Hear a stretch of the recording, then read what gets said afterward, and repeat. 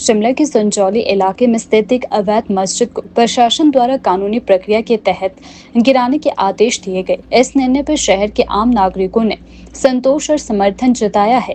आज शिमला में senior citizen द्वारा मीडिया से बातचीत करते हुए इस पर अपनी प्रतिक्रिया भी दी गई है। उन्होंने कहा कि प्रशासनिक अधिकारियों के अनुसार यह ढांचा बिना किसी कानूनी अनुमति के सरकारी जमीन पर बनाया गया था, जिसे अदालत के निर्देश पर हटाया गया। स्थानीय लोगों का कहना है कि सरकार का यह फैसला बिल्कुल सही है। वहीं दूसरी ओर कश्मीर के पहलगाम में हुए आतंकी हमले ने पूरे देश को झकझोर दिया है। हमले में कई निर्दोष लोगों की जान गई, जिस पर शिमला समेत पूरे देश में शोक और रोष का माहौल है। लोगों ने इस हमले की कड़ी निंदा करते हुए आतंकवाद के खिलाफ सख्त कार्यवाही की मांग भी की है।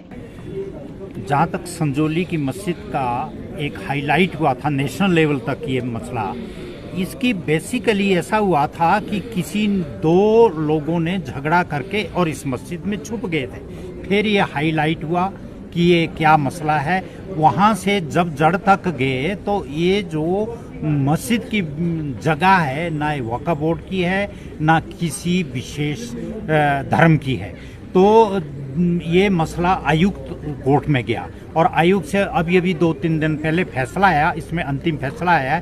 इसे पूरी 4 मंजिल को गिराने का फैसला आया, जबकि वो 2 मंजिलें तो अपनी इच्छा से पहले तोड़ चुके थे और अगली भी ये तोड़ने के लिए इन्हें फैसला आया। ये क्योंकि वहाँ पर आयुक्त कोर्ट में इसके पेपर्स भी सबमिट नहीं कर पाए, ना मैप के ना ज़मीन के।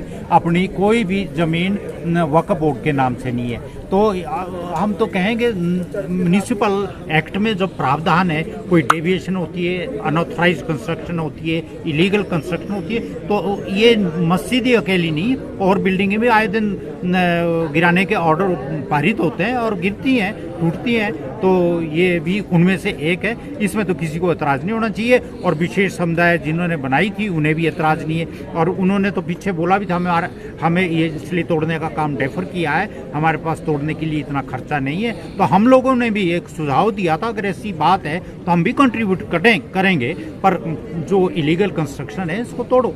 से अंदरूनी है।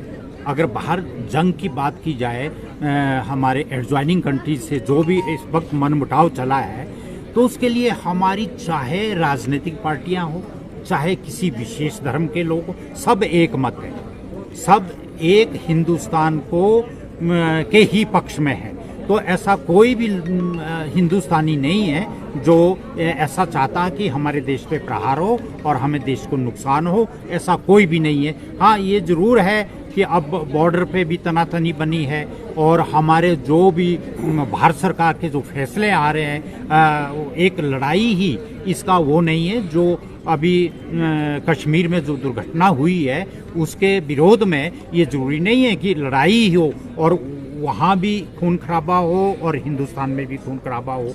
तो नुकसान तो दोनों कंट्रीज़ का होगा। अगर ये ऐसी मीठी मार से जैसी चाल चली है भारत सरकार ने, बहुत अच्छा स्टेप है और स्टेप बाय स्टेप अपना ये करते रहेंगे। अभी भी हम देख रहे हैं इनका जो नदी का पानी है 2 जगह से वो बिल्कुल वो ड्राई दिखाते हैं आपके चैनल और इसमें न्यूज़ में हम देखते हैं, तो बिल्कुल वो सूख गई है, उसका डाइवर्शन हो गया है। और जो मेन सिंधु नदी का जिस दिन होगा तो वहाँ तो हाहाकार मचेगी। इसमें हमारी तो किसी की मौत नहीं होगी, अगर लड़ाई होगी तो दोनों तरफ से मरेंगे। देखिए, मेरी जो विचारधारा है वो क्रांतिकारी टाइप की विचारधारा है।